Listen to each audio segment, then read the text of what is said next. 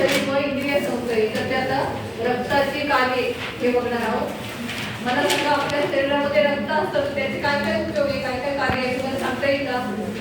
रक्ताचे काय काय कार्य सांगता येईल का? पूर्ण आपल्या शरीरावर रक्त विसरण होत असतं, ब्लड सर्क्युलेशन होत असतं तुम्हाला माहिती. तर त्याच्यामुळे काय होतं आपल्या सगळ्या ऑर्गन्सला ब्लड मिळतं आणि त्याच्यामुळे आपण काम करू शकतो. समजा आता आपण हात हलवतोय, याला जर रक्त मिळालं नाही तर हात हलवले का आपल्याला नाही, आपल्याला बोलायचंय तर बोलता येत नाही. तर पूर्ण शरीरभर रक्त विसरण चालू असतं, ब्लड सर्क्युलेशन. त्याच्यामुळे आपण काम करू शकतो किंवा आपलं जीवन जगू शकतो. तर पूर्ण शरीरभर वेगवेगळ्या वायूंचं परिवहन, आपल्या शरीरात ऑक्सिजन, कार्बन डायऑक्साईड असे वेगवेगळे वायू पण असतात. तर हृदयापासून सगळ्या अवयवांपर्यंत आणि पुन्हा सगळ्या अवयवांपासून हृदयापर्यंत या ऑक्सिजन आणि कार्बन डायऑक्साईडचं सर्क्युलेशन हे रक्त करत असतं. हे एक रक्ताचं कार्य आहे. दुसरं काय आहे, पेशींना खाद्य पुरवणे, म्हणजे आपल्या ज्या सेल्स आहेत आपल्या बॉडीमधल्या त्यांना रक्त पुरवणे, म्हणजे रक्त मिळाल्यावरच त्या पेशी काम करू शकतात, म्हणजे आपण काम करू शकतो. बरोबर, आपल्या ज्या ब्लड सेल्स आहेत त्यांना काहीतरी खाल्लं तरच ते काम करते ना, बरोबर की. तर त्या पेशींना रक्त पुरवणे हे दुसरं कार्य आहे रक्ताचं. त्याच्यानंतर टाकाऊ पदार्थांचे वहन, आपल्या शरीरामध्ये अनेक टाकाऊ पदार्थ असतात. आपली जी एक्सक्रीटरी सिस्टीम आहे त्याच्यातनं हे असे जे घटक आहेत, जे टाकाऊ घटक आहेत, तर ते टॉक्सिन्स जे आहे आपल्या बॉडीमधले ते निघून जातात. तर ते काम कोण करतं, रक्त. जे आपल्या बॉडीमधले टॉक्सिन्स आहेत ते सगळे कलेक्ट करून जमा करून त्या सर्क्युलेटरी सिस्टीम मधून आपल्या एक्सक्रीटरी सिस्टीम मध्ये ते जातात. हे काम आहे रक्ताचं. त्याच्यानंतर आहे शरीराचं रक्षण. आपल्या शरीराचं रक्षण कोण करतं, रक्त.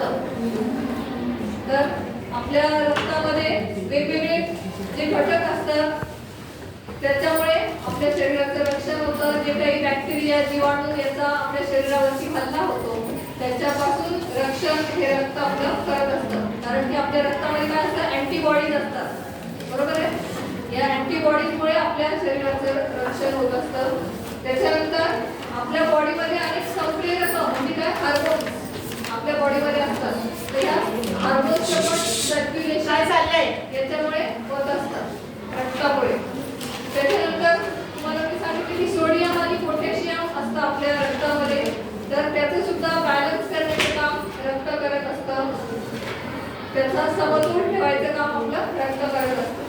त्याच्यानंतर जर आपल्याला काही जखम झाली तर तो जो रक्तस्राव होतो तो रोखण्यासाठी आपलं रक्त ओढण्याची जी प्रक्रिया होते ती सुद्धा रक्त करत असतं. रक्तामध्ये ज्या काही फायब्रिनोजेन नावाचा घटक असतो त्याच्यामुळे आपलं रक्त ओढण्याची प्रक्रिया होते आणि रक्तस्राव थांबतो.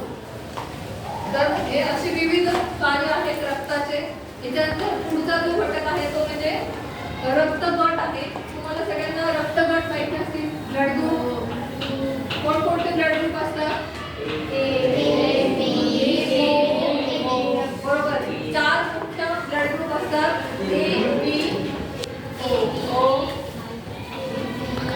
ए बी आणि ओ. तर याच्यामध्ये पुन्हा RH पॉझिटिव्ह आणि RH निगेटिव्ह असे पण त्याच्यामध्ये अनेक प्रकार आहेत. तर ए पॉझिटिव्ह आणि ए निगेटिव्ह. त्याच्यानंतर B positive, B negative, A B positive, A B negative. त्याच्यानंतर ओ पॉझिटिव्ह आणि ओ निगेटिव्ह असे 8 रक्तगट असतात, बरोबर. प्रत्येकाने चेक केलंय का आपलं ब्लड कोणतं आहे ते, प्रत्येकाला माहिती आहे, बरोबर.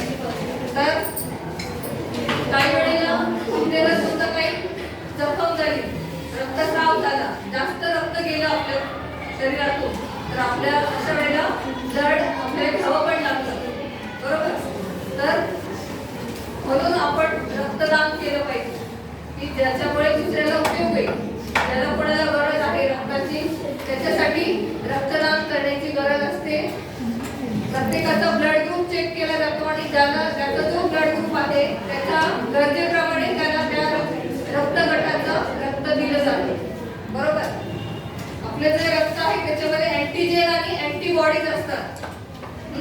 तर ते चेक करून त्याप्रमाणे ज्या पेशंटची गरज आहे त्याच्याप्रमाणे ते रक्त त्याला दिलं जातं.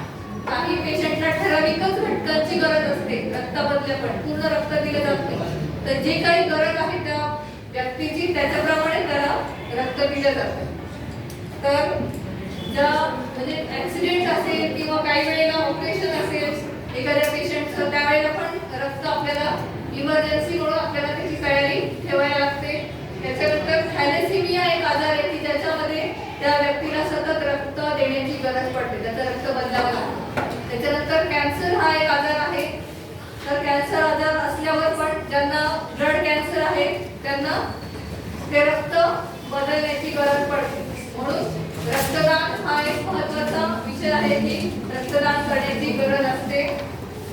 आता जे ओ ब्लड ग्रुप सांगितलंय मी, तर ओ हा डोनर ग्रुप आहे.